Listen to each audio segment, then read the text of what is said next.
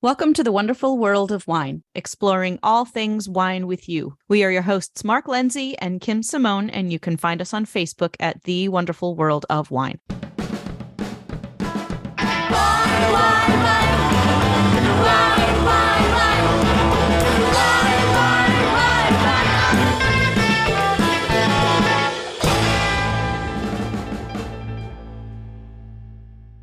Hello, listeners, and welcome to the wonderful world of wine. Every couple of weeks, Mark and I meet with you and discuss trending topics in the wine world, anything and everything that you might want to know about wine. And we love to bring this show to you either on Franklin Public Radio or through our podcast. And how are you today, Mark? Everything is great, Kim. Excited. I think we have some interesting topics today to discuss. And, yeah, we got some fun and different things to do. Involve some experimenting. So that's right. We like that. As our longtime listeners know, we like to sort of keep our finger on the pulse of where wine is popping up in popular culture. And there was a bit from the last season of, was it Succession, Mark? Yes. Where they talk about this thing called hyperdecanting, which seems to involve putting your wine in a blender in order to aerate it in the same way that you would do by putting it in decanter and letting it get some air for a few hours. And Mark always seems to have a sixth sense for being able to come up with these things that are going on in pop culture for wine. So what was it about this one that sort of attracted your interest, Mark? Well, I think first that it's a trend. And second, that there was a positive article and there was a negative article, like everything else in the wine world. So I said, well, geez, Kim, have you done this? I've never done it. And it looked fun. So we did it. And it turns out we kind of did it different ways. But maybe we should just give the listeners a little background. Hyperdecanting. What is it about? What does it do? What's the benefits of doing it? It's all about aerating, Kim, which I think we spent an episode on, exposing the wine to some air so it gets rid of some maybe unwanted compounds that may evaporate and give it a little better aroma. We can accomplish this by just swirling our glass or putting it in a decanter or pouring it into a glass. And you know me with all my gadgets. I had aerators and decanters. And I was going to bring up your aerating, your gadgets for aerating wine that I have seen you use in classes and in tastings. And I guess one of the things about these type of gadgets or doing this, it's called hyperdecanting.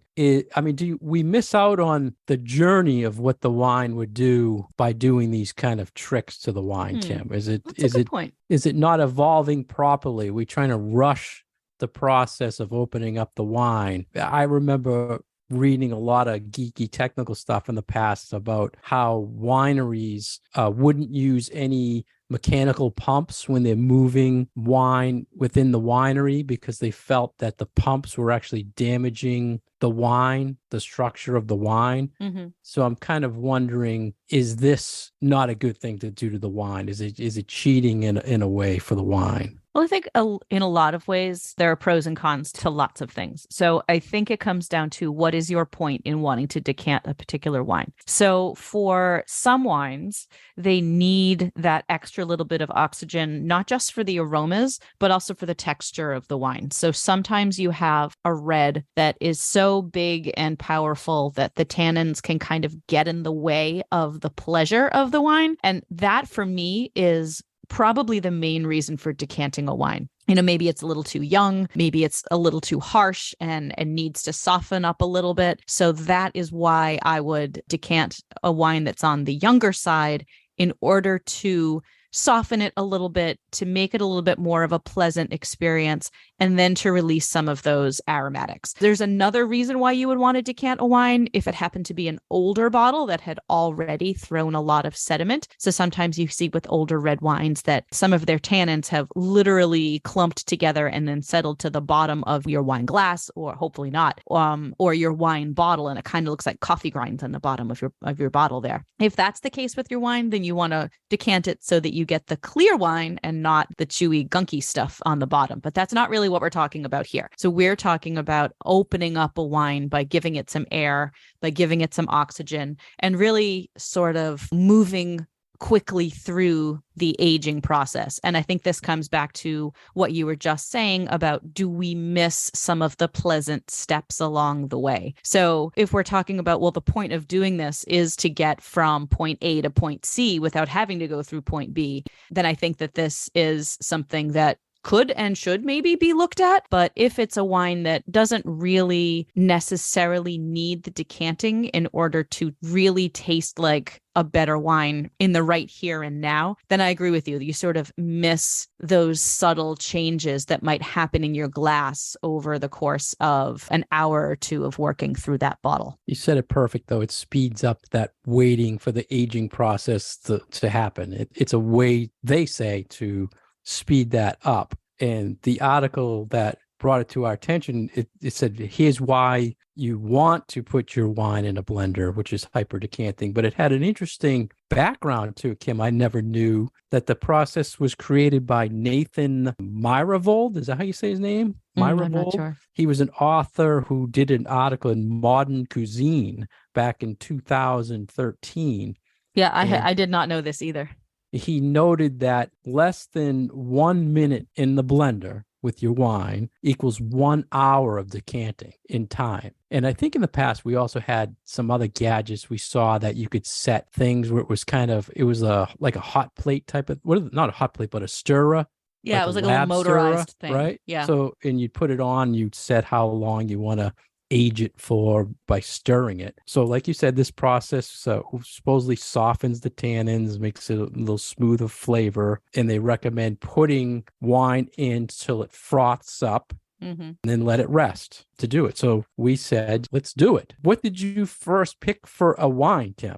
Okay, so I had a very nice Australian Shiraz that I decided to use for my wine. I didn't want anything that was too subtle, that I maybe wouldn't be able to pick out the differences if there wasn't much of a difference between my blended wine and I can't even use the word blended, right? Because that's something else in the wine world. My hyper-decanted wine and my unhyper-decanted wine. So I have this big, bold Aussie Shiraz that is full of a lot of fruit and spice character, but not really hard tannins. So the tannins themselves are already a little bit softer, but I was hoping that I would be able to notice a difference just in the process between the kind of the before and the after. And what was the vintage? I think it was a 2020, so it's fairly fairly young. New. Okay, it's good. Fairly young. Yeah. And I used a stick blender because I felt that would be less messy than using my blender. And both of these articles that we read kind of talked about doing them both ways, either putting it in a full glass canister blender or using a stick blender. And one of the reasons they said to use a stick blender is because your regular blender might still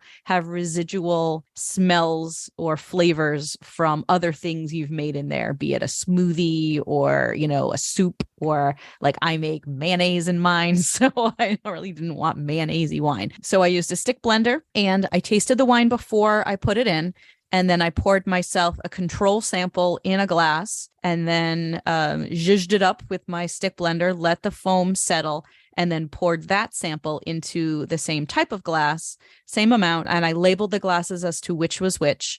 I smelled them, I tasted them, and then I covered up the labels and let them sit for an hour. So I'm going to go back and retaste and see if I can notice difference between the two. And this was the other difference between Kim and I. Kim and I is doing this live, and I did my homework last night. So it's interesting to get the take this way. And Kim used a stick blender. I used a regular blender, and Kim's wine was actually newer. So this is good because we have different takes on how it was done and the wine. What were your impressions of yours? Well, I used the 2017 Norello Mascalese from Sicily because I buy this wine by the case. And when I drink it, it tends to be very acidic and very earthy until it opens up. So I said, geez, I'd like to try this and speed up this decanting process with the blender. So that was smart to go with a wine that you have some history with. So it's something that you've consumed on multiple occasions and that you know.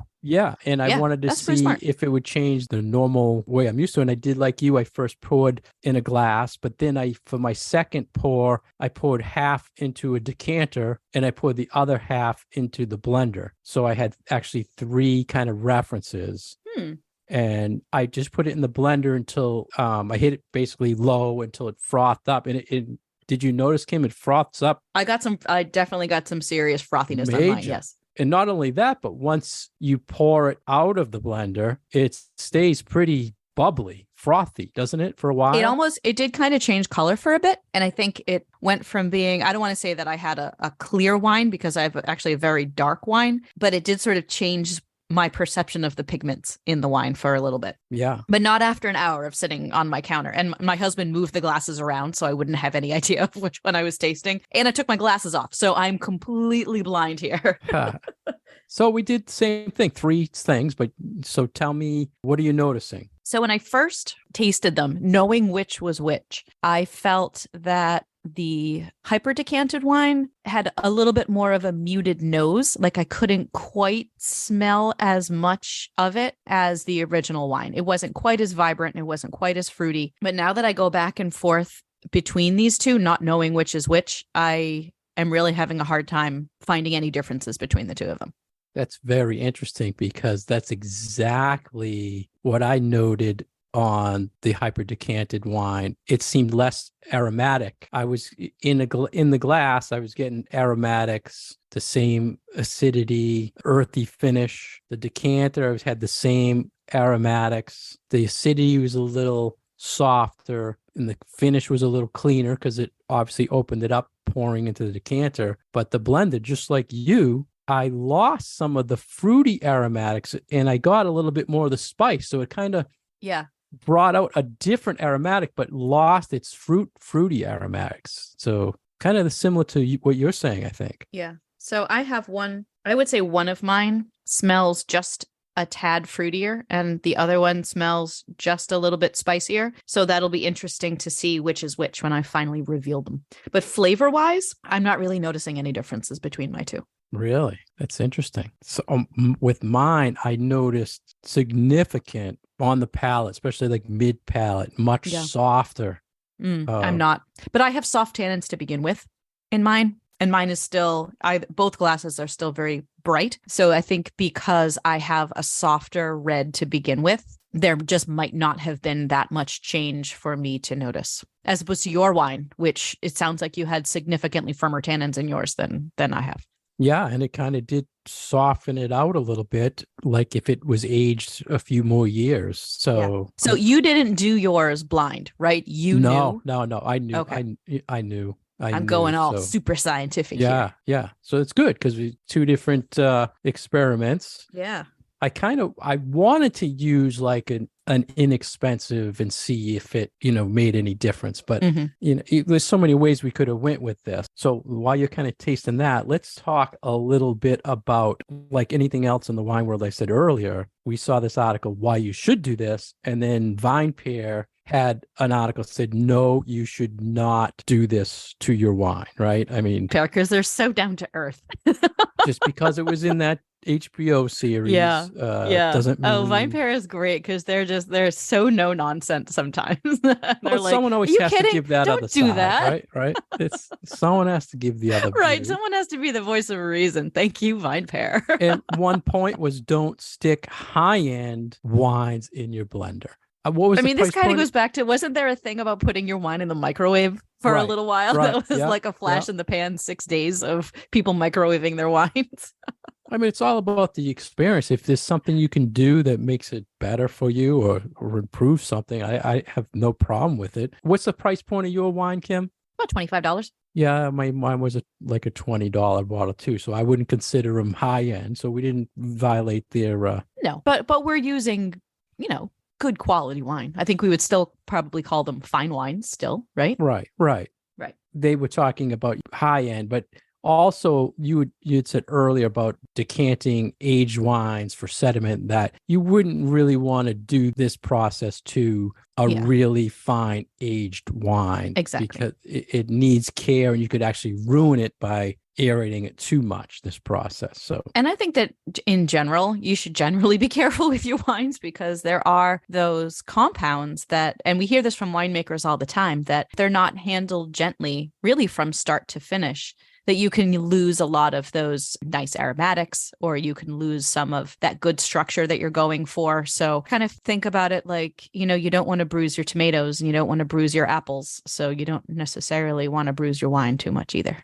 Right. There was another article, Williamson Sonoma, that said, use the blender. A young red, they said 30 to 60 seconds in the blender. Our friend Madeline at Wine Folly also said she did this. And she made an interesting note saying that it makes the wine smell oddly vodka-like, removing its aromas. So I can only imagine that it sort of makes the alcohol much more volatile. Yeah. So maybe that is coming out of the glass first and foremost, and it kind of hit her nose with this big hit of alcohol, and that was where that vodka-y sensation came from. And she said it softened the tannins, but loses its unique character.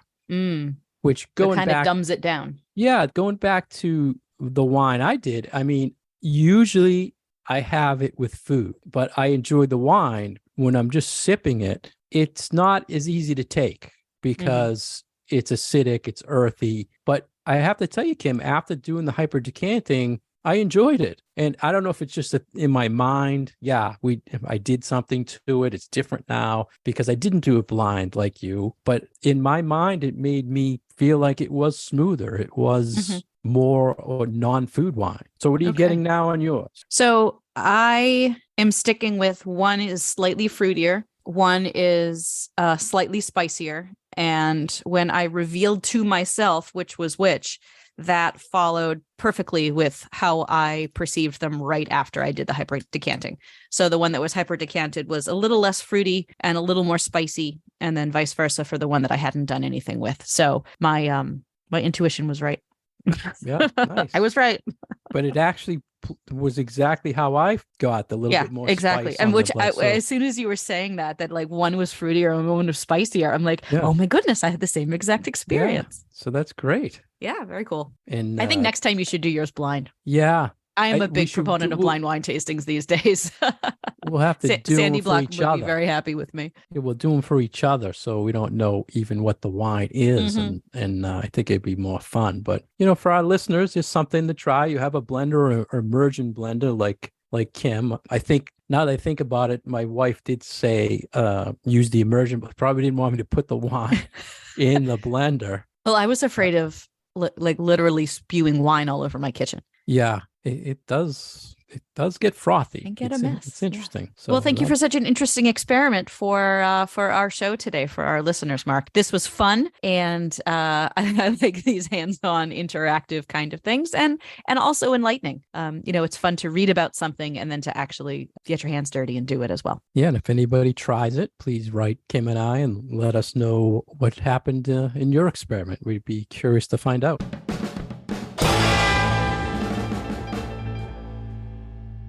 You're listening to The Wonderful World of Wine, and we are your hosts, Kim and Mark, exploring all things wine with you. For more information about Kim, go to her website at commonwealthwineschool.com. If you'd like more information about myself, please go to franklinliquors.com. For past episodes, you can go to SoundCloud or iTunes.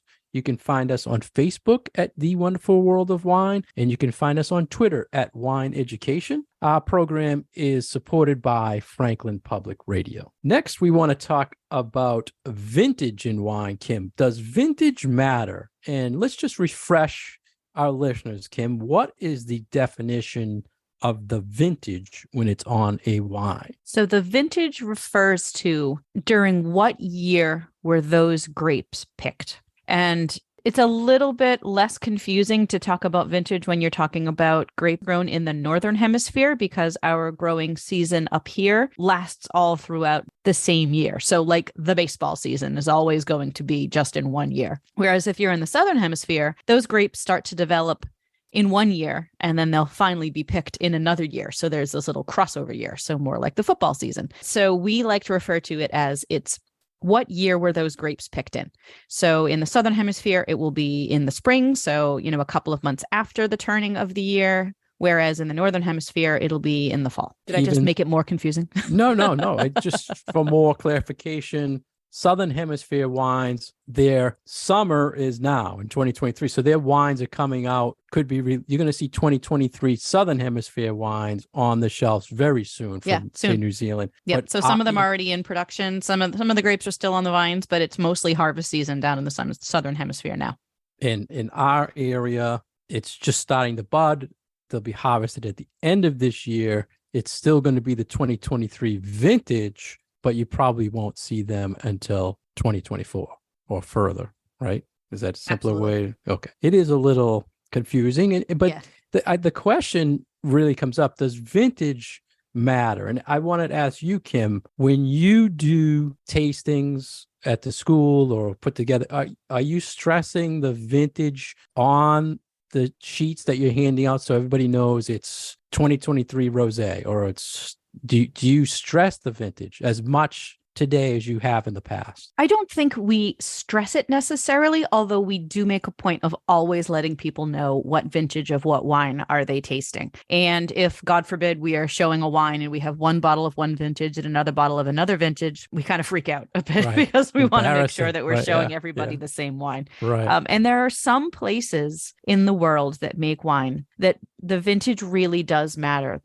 to the taste of the wine. And we do see this from time to time, maybe not as frequently as, say, 20 years ago, but it still does matter for a lot of places that tend to be on kind of the limits of grape growing, or that have more variability in their weather throughout the year, or more variability in their climate. So we do talk about vintage a lot when it comes to Champagne or Bordeaux or some of those better places in the northern part of Italy, like the Piemonte. But for other places like New Zealand or California or Argentina, we really don't stress the vintage quite as much. There will still be slight variability between one vintage and the other, and the next, between, on the same exact wine from the same producer, same grapes, whatever, but not as impactful as in some other areas. Yeah, because of climate change lately, I think we should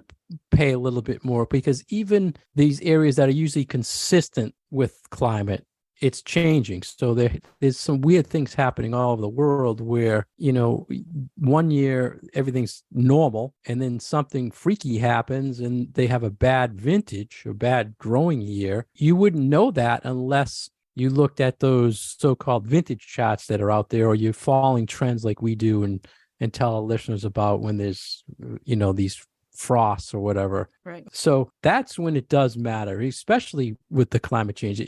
I think people should really pay attention to the vintage and trends in the wine to show what they know has been consistent is still not having any issues. And you mentioned New Zealand. I mean, the northern part of New Zealand just had horrible weather. So they're going to have a really bad vintage this year. So what do you think, Kim?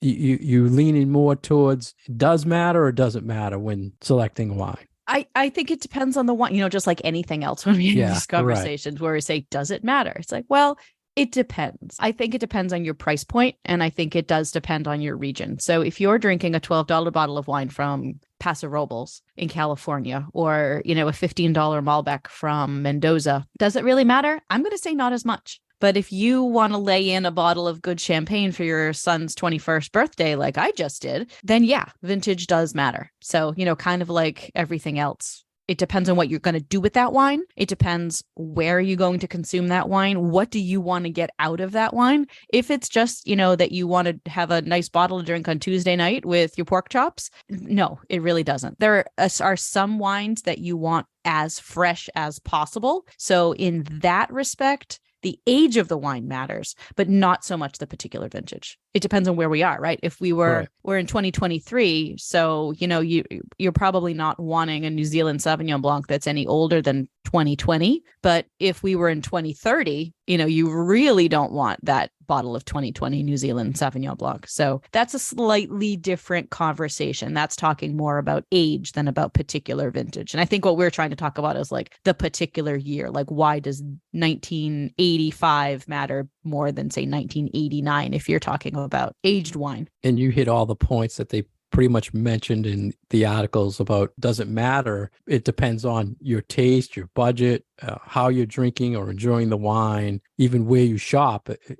Some people focus on that, having certain vintages of the wine. One of the things we're talking about doing an event and putting the vintage down. I always double check to make sure what I'm presenting or trying to sell matches up with the details I know of the wine. And people can always find out about their wine when we talk about the tech sheets. It should tell you, a good tech sheet, what happened during the vintage, during the harvest, how was the growing season, if it was a good vintage or not for the wine. They're going to tell you. We had a good growing season. It was a normal growing season, that type of thing. And I always like checking the tech sheets to make sure, especially if it's like you said, if it's a wine, your go-to wine, you want to make sure everything was produced, the same way that year. So tech sheets are a good guide. But that is hard too, because sometimes vintages change so quickly on the shelf and we can see one side of it or the other. Like sometimes I'll be looking up the information for a bottle that I literally have right in front of me. And the winery will either have the previous year's tech sheet up or the next vintage's tech sheet up. And I'm like, but yeah, this I'm looking for. Sometimes it can be very frustrating. Right. Those are the little weird things that we deal with in our line of work. Yeah. But I'm glad you mentioned that, especially about the shelf. When you go into a store and you see those shelf talkers, lately I've seen a lot of people doing this. They'll say, 90-point vintages the last 3 years, 4 years. You don't know what that review is for. What vintage was it for? And like you said, it changes so fast. Yep. You could see a review of a wine from the 2020 vintage, but the one on the shelf is now the current 2021 vintage. Mm-hmm. It can be very confusing. So that's why we say it doesn't matter. It does matter if you're checking reviews and they reviewed a certain vintage wine. That's the note that's going to match that proper vintage. So that's one of my pet peeves. Like besides going to the site, I know it is. That's one of the things that can be confusing with vintages. And have you used a vintage chart lately, Kim? Not really. I really feel like I used to use them, I wouldn't say religiously, but way more frequently than I do now. And I feel like for myself recently and for classes and for trying to choose the best wine for a certain situation, really the only time that it has come up that I have needed to really pay attention to a particular vintage was when we were doing comparisons between the same wine. So we were doing vertical tasting. So we were doing the same wine from the same producer, but over a number of different vintages. So that was very interesting to do, but they were all Bordeaux. So they're from a region that can have such variability from season to season that you really can taste it in the wine. Besides that and Champagne, those are really the only two situations that I've really noticed that recently it has made a big, big difference in what I'm trying to show from a wine. Yeah. And it's interesting because we had this conversation recently about the old guidebook. Yeah. Remember we used to use the books for finding popular wines. You used to carry them around or, you have them in your back pocket. That's exactly what's happened with me with the vintage chart. I used to have a chart from each major publication, right? Parker, we used to have them up on the wall of the wine store, and we would take them down when we got the new ones out. And we would literally put them up on the wine fridge so that people could check them out as soon as they came into the back area that had all the French and Spanish and Italian wine. And when you'd use them to sell too, because if you had, like you said, if you had multiple vintages of a wine on your shelf and someone would say to you, which would you go to? And you knew, hey, the 2017 was a better vintage. It was very, very important. I even had the little pocket one that was in my wallet. And now I rip them out of the thing and I never look at them. I used to keep mine right next to my Red Sox schedule. See? In my purse. That's geeky. That's geeky. That's how you know you're a good New Englander. Yeah. Wow. But it's just another thing so it made me lead when I was thinking of the article and I saw the headline, does it matter? I'm thinking, to me, I guess lately I don't key on it as much because I'm not using the vintage chart, or when someone goes to present a wine to me to sell to me, I'm not saying, oh wow, it's the 2017, but it did. So why do relate you to the think smoke. that is? You If know, you and I have maybe both sort of because- had the same experience, is this a climate change thing? Is it that vintages are much more similar than dissimilar these days? I think myself, Kim, it's that we're keeping up with the trends much easier now with everything on the internet. You know, we know this area has fires or this area had a frost. So I when I see it now, I don't need the chart to know because I've read it. So you think I've that it's seen it. just that you have the knowledge and don't have to look back on it, and not that the vintage doesn't matter. The vintage does matter. Does matter, but I think not that I have the knowledge, but I've seen it or I've been exposed to. Well, that means that you have the knowledge. Yeah, well, I don't want, you know, Right? if I can retain it is another thing. That's a different question. Yeah, but that's exactly what I think is happening. You're more up to date on what's going on, whereas years ago you might not have heard of what's going on in Bordeaux or Champagne, or you didn't hear it. Now it's as soon as something happens. I mean, just today I saw something where there was a ant problem in Argentina, and they just had fires or something.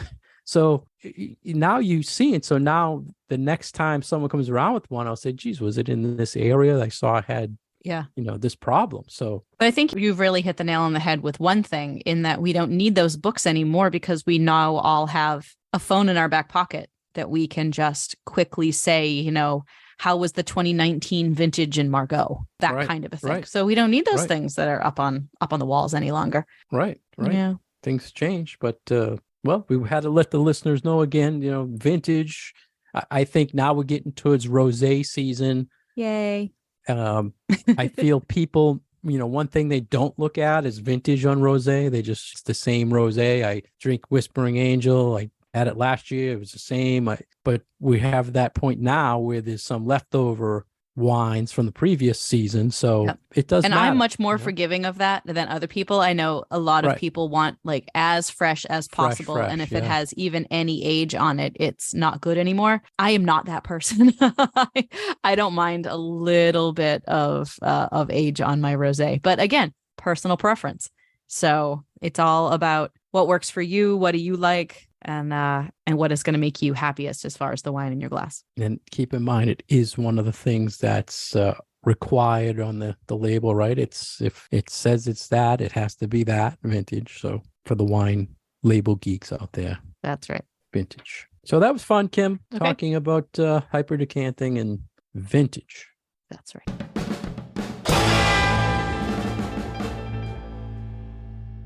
Thank you for listening to us today on The Wonderful World of Wine. We have been your hosts, Kim Simone and Mark Lindsay. You can find our past episodes on SoundCloud and iTunes. And as always, leave us your questions and comments on our Facebook page, which is The Wonderful World of Wine. And thank you to the Franklin Public Radio for supporting this broadcast. Cheers. Wine, wine, wine.